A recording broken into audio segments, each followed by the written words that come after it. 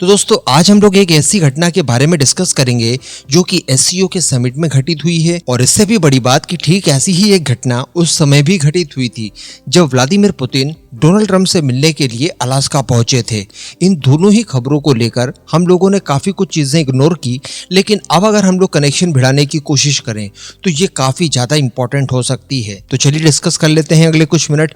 आप बस इसी तरह की इंपॉर्टेंट वीडियोस के लिए चैनल को सब्सक्राइब जरूर कर लीजिएगा। देखिए हुआ ये कि जब व्लादिमीर पुतिन अलास्का पहुंचे थे ट्रंप के साथ मुलाकात करने के लिए, तो वहां पर वो अपनी पर्सनल कार भी लेकर गए थे। लेकिन इसके बाद जो घटना हुई उसने सबको लगभग चौंका दिया था। हुआ ये था, आपने भी सोशल मीडिया पर संभवतः इसको लेकर कोई वीडियो पहले देखा हो, लेकिन पुतिन भागकर पहुंचे और वो डोनाल्ड ट्रंप की कार में बैठ जाते हैं। जहां से मीटिंग स्थल तक वो डोनाल्ड ट्रंप के साथ एक ही कार में स्वतंत्र रूप से बातचीत करते हुए पहुंचे। और उस समय एक्सपर्ट्स का ये कहना था कि देखिए जो एक्चुअली मीटिंग होनी थी वो कार में हो चुकी है और जो भी फैसले लिए जाने थे, जो भी रणनीति तय करनी थी, वो सारी कुछ चीजें कार के अंदर हो चुकी थी। इसके बाद हम लोगों ने देखा कि एक क्लोज डोर मीटिंग होती है जहां पर पुतिन, ट्रंप और साथ में उनके विदेश मंत्री मार्को रूबियो भी होते हैं। अब इसी तरह की घटना एससीओ समिट के दौरान भी हुई जब पुतिन और पीएम मोदी एक ही कार में समिट स्थल तक पहुंचे। दरअसल हुआ ये कि प्राइम मिनिस्टर मोदी पहले पुतिन के पास गए, जहां पर वो पहुंचने में थोड़ा सा लेट हो गए थे, इसलिए बताया जा रहा है कम से कम 10 मिनट के आसपास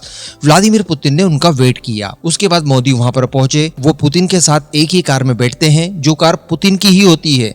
यहाँ पर कुछ लोगों को ये टेंशन थी कि जो मोदी जी के लिए शी जिनपिंग ने अपनी कार प्रोवाइड कराई थी, कहीं उसी कार में पुतिन और मोदी दोनों तो नहीं पहुंचे थे समिट स्थल तक, क्योंकि अगर ऐसा होता तो संभवतः उस कार के जरिए स्पाइंग की जा सकती थी, इनकी बातें इंटरसेप्ट की जा सकती थी।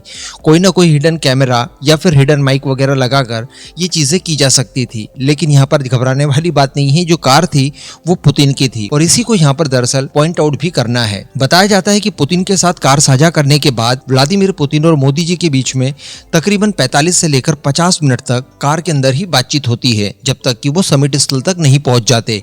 और जो मेन एजेंडा गोल वगैरह थे वो बताया जा रहा है कि इसी कार में हुई उस मीटिंग में तय हो गए हैं। अब ये घटनाएं देखने में तो काफी ज्यादा सामान्य लगती है हम आम लोगों को, लेकिन मैंने इसको लेकर एक वीडियो RSN सिंह साहब की देखी। इनका आपको परिचय देने की आवश्यकता नहीं है, ये रॉ के एक बड़े अधिकारी रह चुके हैं, रिटायर हो चुके हैं। इन्होंने रिसेंटली आदि अचिंत जी के इस चैनल पर इसी इंसिडेंट्स को लेकर काफी डिटेल में जानकारी दी। मतलब मैं आपको बता दूं कि जब भी फोन कॉल्स होते हैं जो दो ग्लोबल लीडर्स के बीच में, सर के द्वारा ये बताया गया कि इस तरह के टेलीफोन के ऊपर जो कन्वर्सेशन होता है उसे भी इंटरसेप्ट किया जा सकता है। तो वहां पर भी टू लीडर्स खुलकर उस तरह से बात नहीं कर सकते। अगर वो किसी होटल में बैठे हों, किसी मेंशन में बैठे हों या अन्य ऐसे किसी भी प्री प्लान एरिया में हो, वहां पर भी वो खुलकर ज्यादा बातचीत नहीं कर सकते, क्योंकि वहां पर भी उनकी सीक्रेट बातें इंटरसेप्ट की जा सकती है। इस वजह से अक्सर जब कोई बहुत ही ज्यादा इंपॉर्टेंट बातचीत करनी हो तो इसी तरह के माध्यमों का इस्तेमाल किया जाता है। सर ने कुछ और भी एग्जांपल्स दिए जिसमें ये तक बातें सुनने के लिए मिली कि कई बार इस तरह के प्राइवेट डिस्कशन समुद्र के बीचों बीच बोट वगैरह में भी हुए हैं। तो अल्टीमेटली व्लादिमीर पुतिन अपने किसी स्पेसिफिक गोल के ऊपर काम कर रहे हैं, जिसको लेकर संभवतः उन्होंने प्राइम मिनिस्टर मोदी और डोनाल्ड ट्रंप दोनों से इस माध्यम से काफी गुप्त रूप से कोई ना कोई मीटिंग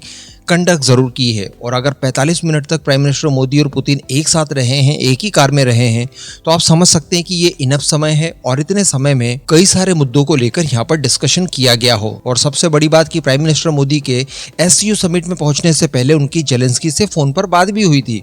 कुछ लोग मजाक में तो यहाँ तक ही बातें कर रहे हैं कि कहीं ऐसा ना हो कि पीएम मोदी पुतिन और जेलेंस्की दोनों से बातचीत करके दोनों का पीस एस्टैब्लिश करा दे और बाद में नोबेल खुद ही ले ले। हालांकि हम जानते हैं कि ऐसा कुछ भी नहीं होने जा रहा है, लेकिन किसी न किसी बड़े मुद्दे पर यहाँ पर बातचीत जरूर हुई है। अब यहाँ पर आप अपना ओपिनियन दीजिएगा कि आपके हिसाब से इस गुप्त और अनऑफिशियल मीटिंग में किस तरह के मुद्दों के ऊपर पुतिन और मोदी जी के बीच में डिस्कशन हुआ होगा।